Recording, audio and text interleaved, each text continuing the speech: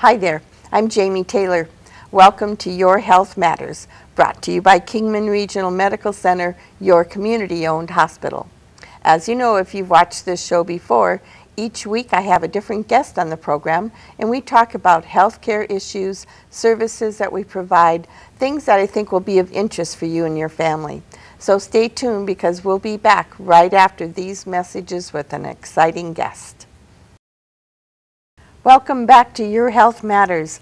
My guest today is Debbie DeMarce. She is the infection preventionist, right? Excellent. I always have to Perfect. get that right because I want to say infection control, but it's much more than that here at KRMC. So Debbie, first let's talk about what is that infection preventionist? What does that mean? It's pretty broad title. Needless to say, we have a lot of patients that are admitted to our hospital every year, and it's my job to make sure that the patients that come in with one infection don't transmit that infection to another patient. So that's a good thing for patients to know that they're going to, we have somebody working on that constantly and putting measures in place and making sure that all our employees have the personal protective equipment they need to do that. So they don't get it. They don't get it. That's the other broad spectrum is we need to protect 2,000 employees that work for us because they're exposed to so many infections through our patients. Yeah. And then we all have families and we have a big community that we're responsible to because we all go home. Right. And when we go through those doors in the afternoon, exactly, we have to know that any of the multi-drug resistant organisms we're working with and that we have patients that have infections with those organisms that they stay here in the hospital and they don't get out into the community and cause more issues. Wow. So now, how that's does our a job. person get, what did you call that, multi-drug resistant organisms? The list just goes longer and longer, and I suppose we can talk about one of the most common ones, and that would be MRSA. Okay, you hear that a lot. We hear it a lot, and we've heard it for quite a few years, but as this goes on and our antibiotics get stronger and our bacteria get more resistant, we're dealing with right now probably 6 or 7 multi-drug resistant organisms that are causing problems in hospitals all over the country. Wow. And of course the first one being MRSA, and that is basically a contact organism. You came in contact and picked up on your hands or your clothing or some part of your body. Oh, so it's this bacteria and eventually became colonized with you. If it's on your skin, a lot of people can carry MRSA and they can carry it in a state which we call colonization, which means they just carry it, but they have no infection that goes with it. So they don't have any symptoms. They don't have any symptoms. They don't have an active infection. They don't know they're colonized. But in the meantime, they can spread it to a lot of the people they come in contact and on many of the environments. So it's a real challenge. Scary. It's really a challenge to keep track of it all and keep those patients in the healthcare setting. One of the things we really need to pay close attention to, it doesn't matter if a patient's colonized with MRSA or if they're infected with MRSA, their staph or their bacteria is just as transmittable. So we need to take the same precautions whether they're merely colonized or infected. So is there a test you can do to find out? Yes, there is a test. Unfortunately, our laboratory does it, and we have a one-day turnaround. And we actually, if a patient's colonized with MRSA, they're going to carry the heaviest concentration of that bacteria in the back of their nose. What we do is a swab to the back of the nares. And then we culture that and look for MRSA. We could also culture a person's groin area, or we can culture under their arms. And we can get the same results. So we try to culture as many of our admits as we possibly can at KRMC. So almost every We're one of the try to do that. only hospitals in the county that's doing that. Wow. So even what if someone's just coming in to have a baby? They would up and OB, especially if they had a previous history of MRSA. They would probably swab them. They would do everything they could to. Because then we need to pay close attention to everybody else who has babies on that unit. And we also have to that's coming to visit. Family that's coming to visit, and then if the baby goes to the nursery after being with mom, we have to make sure that our other infants are protected. So it's definitely our healthcare employees have a challenge in front of them when it comes to the multi-drug resistant organisms. I had no idea because I know we always talk about hand washing, the importance of that, but I didn't realize, first of all, that you could have it on you and not even know. That's kind of and hand hygiene is the most important thing, and it's just hard to believe. But when you talk about infections that arise in hospitals, there are about 100,000 infections, hospital-acquired infections every year that people die from. About 40,000 of those are MRSA, and it's really important. That's across the country. Yes, across the country, and it's really important for us to realize that almost all of those could have been prevented if from hand washing. An employee just washed their hands. Really? Wow. So it's a good point to, I guess, talk about the fact that it's my responsibility to, and we have another employee or infection preventionist in our department who does a lot of hand hygiene observations to try to make sure that people are doing it. We have a real active team called Staff Attack. That's staff, S-T-A-P-H, like the bacteria. And they go out and do a lot of observations and make sure that employees are doing what they should do. But the other thing is, it's really as your responsibility as a patient, it's part of your responsibility as a patient to make sure that people who take care of you do wash their hands. And you have every right to ask any of us that are caregivers when we come to take care of you. Did you wash your hands? Well, now, okay, that's a good point, because I know someone mentioned to me one time they were a patient and they didn't ever see the people coming into their room using the sink in the room. But that doesn't mean they're not, because outside of every room we have that. Just inside the door in most of them. Right, but I mean every room. Exactly. And what, that's antibacterial? It's hand sanitizer. And that's the same as washing your hands? It is. Okay. It is. It's about 62% alcohol. And once you put a squirt of that on with those pump bottles, it takes about 15 seconds, maybe a little bit more for it to dry. And so dry time is kill time. So if it takes 14 seconds, 15 seconds, 16 seconds, whatever, the amount of time it takes to dry, you've killed 99.999% of the bacteria on your hands. Including all of the MDROs. So we can usually do that 5 or 6 times to every time you wash your hands. And one of the reasons is when you use a lot of Avgard or a lot of hand sanitizer, after you use it for 5 or 6 times, and everybody's skin is just a little bit different, so proteins have a tendency to build up. So your skin's going to kind of feel sticky. And that's a hint to healthcare providers that the next time wash it. I have to do hand hygiene, I need to wash my hands with soap and water. And then you can do the Avgard again. The 5 or 6 times. I had no idea. See, every time I do this show, I learn something new. That's it. That's the exciting part about healthcare is every day you come to work, you learn something new. You go home with some information you didn't have the day you came in. Right, and that's really important. And it's good that we're educating our community about that as well. Again, like I said, because if their perception is they expect to see someone at the sink washing their hands, and if they don't, then they're like, oh, they didn't. But so now they can know that there's that other option that they might be We're trying to work with a lot of our employees to say, we do double IDs at the hospital where we're always going to, before we do anything, we're going to ask the patient's name and birth date. Right. And we are trying to get a lot of our departments to script, like phlebotomists or respiratory therapists or nurses' aides who go in and say, can you give me your name and birth date while I sanitize my hands, so that people know that's what we're doing. Right. Because you honestly, you don't know. Right. But by all means, if you don't know, ask. And we ask all our visitors. It's really, really important for visitors. We've talked about the fact we have a lot of multi-drug resistant organisms, and they cause a lot of infections, and the worse the infections, the more chance those patients might end up with us in our hospital. And so we're going to put those patients in isolation, and we're going to try and keep their bug in their room and in their body and make sure it doesn't spread anyplace else until we can get rid of it. And we're going to post those rooms with signs, and one of the signs that's on most of the rooms is, visitors, before you enter, please talk to the nurse. And that's just so she can give you a little rundown, she or he can give you a little rundown of some of the precautions you should really take when you're in the room. And we just really ask the public that they do that. Right. We need to get really good at that. The more. So, I mean, obviously, this is probably more than best case scenario. Would it be feasible that if we all did that it would really eliminate or get rid of the majority of that MRSA? It would control them a lot better. And that's what we have to get good at it now because they're getting more numerous and they're getting worse. And so now's the time to learn and just really perfect our skills. And what's the most important thing the visitor can do when they walk in? Wash their hands.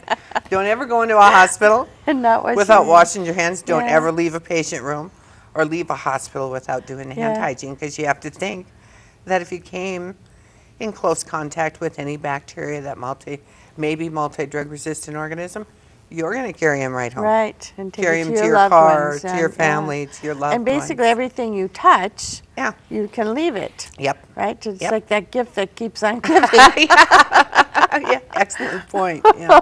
Well, so the drug-resistant organisms, they come from, I mean, it's where they used to be antibiotic resistant, and then they got stronger, they mutate? They used to be antibiotic susceptible. Okay. And then after exposure to certain drugs, well, MRSA, or methicillin-resistant Staph aureus, is one that we talk about an awful lot, and you can read a lot of these papers or articles in the paper and listen to it on some of the national news, and they talk about a new superbug. And methicillin is a drug that was developed and originally released in 1959. Oh, wow.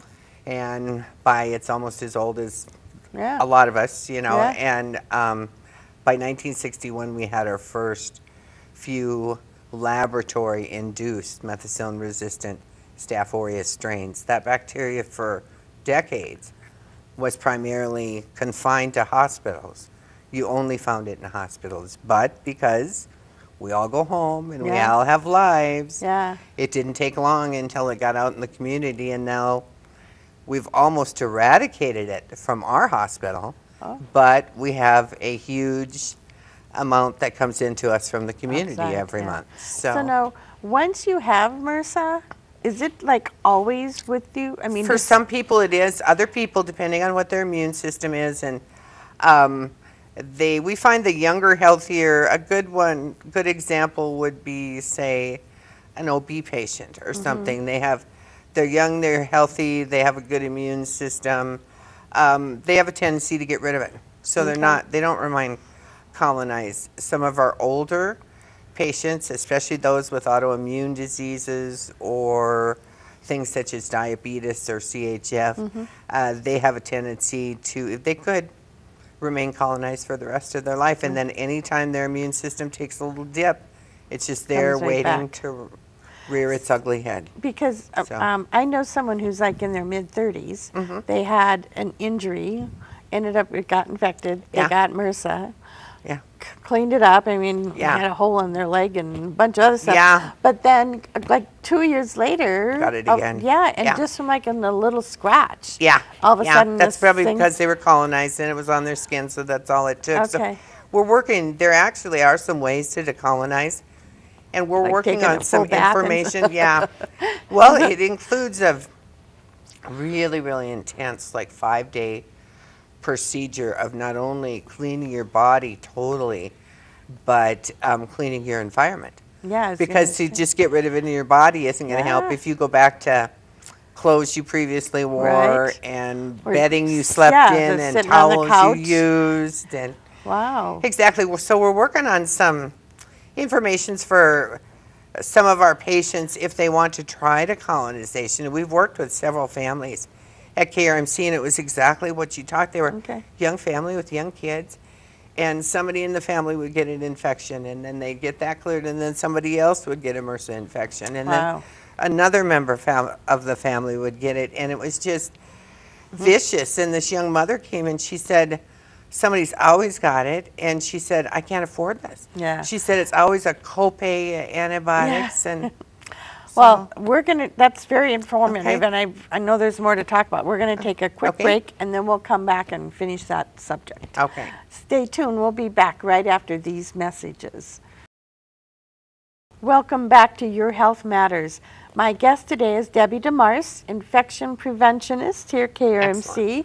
And Debbie, boy, before the break, you were sharing all this stuff about MRSA, how scary that is, and how common it is around, not just in our community, across the country.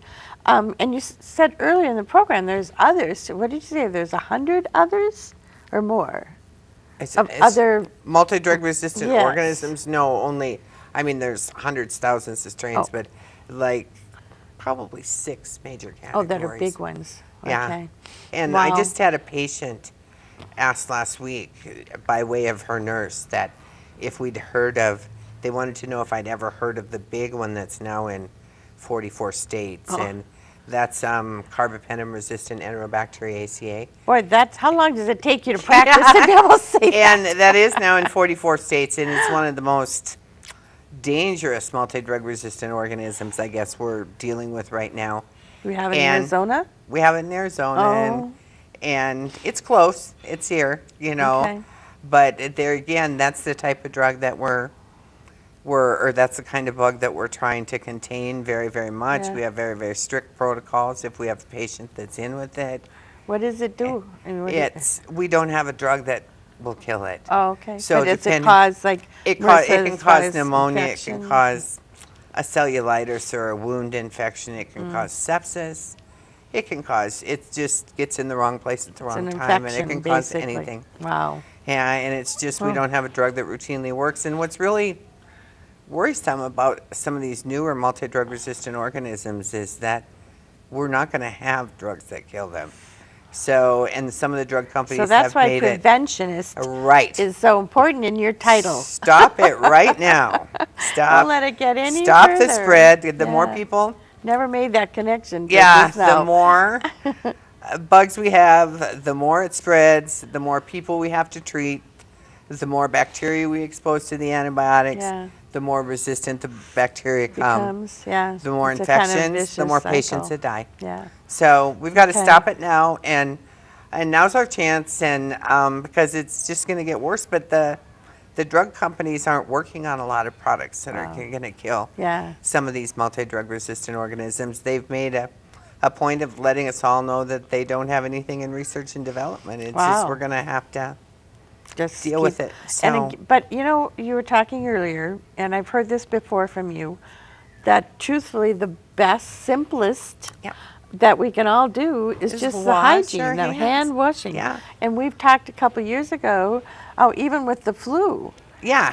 Well, one of the most with that is vaccination. Right. We would have to say that that was a little bit higher importance, but then the next thing right underneath it is hand hygiene. So. It just makes sense, and it's something everybody can do. There's no excuse why we can't wash our hands on a regular basis. Exactly. And when you look at the numbers of the people that die every year, when they talk about 100,000 hospital-acquired infections across the United States, that's more people that die of AIDS, auto accidents, and breast cancer altogether. Seriously? And that's from those hospital-acquired infections. Oh my gosh. So it is scary, and it's our motto here is that zero is the only thing we're going to accept, that one is too many, because if that one is your husband, or your child, or your grandchild, how, and to think devastating that it could have been prevented if somebody would have just washed their hands.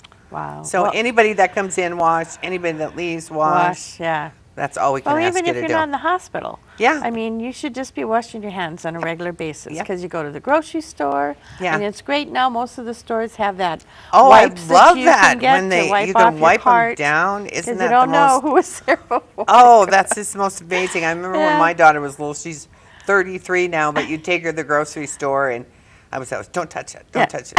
And then some little kid would ride by you chewing on the hand thing, and it's like, oh gosh. But of course, I was a microbiologist at that time, so I knew what was probably growing on there. So. That's. But now you can wipe them down. I just love to see young families when they go in and doing that. And do that. That is just absolutely amazing. So I want to touch, because we'll run out of time before we know it here, but I want to make sure we talk about that flu vaccine. Yes. Because we've had a few flu shot clinics. Not as early as we had last year, because the vaccine kind of came in late. And part of that, I think, the reason I heard was because the vaccine we've been giving out now is 4-strand. Quadrivalent, right. And the it's others always were been 3. trivalent. Yeah, right. so now it's 4. So it took them a little longer to get it made and produced and to us. Yeah. So now we have it, and Yeah. we've been out. I know we were at the fair. Well, no, we weren't at the fair. That's right, because we didn't have it by then. We were at the rodeo. At the Women's Health Expo, we gave them out there. Walk away from drugs. Walk away from drugs, we did it. I know we've been at Catherine Heinrich Center a couple of times. Twice. So are you working with Scott, so you kind of have the schedule at your office? Yeah, we did. In fact, we actually just put, I think the last one is the 4th, which wouldn't that be Monday? Yeah. From 9 to 3 at the Senior Citizens Center. But we've done it's just an honor to be able to work with the hospital and the foundation here at KRMC, where they realize the importance of getting that out to the community, and not only for our elderly people, but for our uninsured and our underinsured. Well, and like I just have never worked at a hospital where they made that such a priority. I just am so amazed. Well, if you think about it, I mean, you know, Brian shares frequently in the community that 80% of our patients are either Medicare, Medicaid, or uninsured. Exactly. And so if we can prevent them from having to be in the hospital, it saves us money in the long run. Yeah. So it's better that we do a flu shot, which costs us minimal compared to a week-long flu stay in the hospital. Exactly. So it's kind of a smart thing. It's almost a duh. Oh my gosh, yes. And we're real proud of our staff here at KRMC. We actually started last year, was the first year that Medicare and Medicaid require that we report some statistics on healthcare worker vaccination rates. So we worked really, really hard during our flu campaign last year to get our employees and to get them vaccinated, and we ended up with 84% of our employees got the flu shot, which we were, for the first huge campaign, we were really pleased, because we also even need to account for all the doctors that work at our hospital, even the ones that aren't the employees. Right, and our volunteers, that's another whole big group. That's almost 300 people. And we just received the list the other day of what's going to be reportable now, and statewide, the compliance with that was 71%, which at 84, we're feeling pretty good. Yeah, we should. And nationwide, it was 75. So we're even better than we the rest set of our the goal country. for 90% Excellent. this year, and I'm hoping we pull up our first big report in about a week and a half to see how well we are. But again, it's a real honor to work with people who value the safety of our patients, our employees. A lot of our employees can't get the flu shot. They might be allergic, or they might have a history of Guillain-Barré, or they might have reacted to a flu shot in the past and they can't get it. Right. So we've got to get as many people vaccinated as we can to protect them. So well, and that's another thing though now. So if someone comes to the hospital and they see a staff member wearing a mask, because that's become part of our protocol, if you would, right? If they don't get the flu shot for whatever reason, then they have to wear a mask. Direct contact or face-to-face contact. Yeah, so. And again, that's for their protection. Exactly. As well as our patients. That was somebody who probably, for one reason or another, either chose to not get the shot or just absolutely couldn't. And that's what they're doing in lieu of vaccination to try to keep you safe. So excellent job by the employees. I'm just so impressed that we've all made this commitment to our community and our patients. And to each other. Yes, we'll see in the families, the other people's families. So we'll see what we do this year. But it's always exciting, kind of a little nervous, because until you really find out where you are with flu. We've had our first couple of cases, our first couple confirmed cases. In fact, we got one of them back. Last week there was a case. They run a little bit behind. We sent in all of our positive patients off for PCR testing at the state lab, and we just got one back, and it was confirmed as an H1N1, which is the same species that caused the pandemic a few years ago. So that's not gone away. It's still here. Okay, well, Deb, thank you so much. Thank you for having me. You shared a lot of information. Obviously, there's more. We could probably talk for another hour, but I appreciate you being here. I hope you learned something new. Remember to wash your hands. Thank you. And I'll see you again next week with another exciting guest.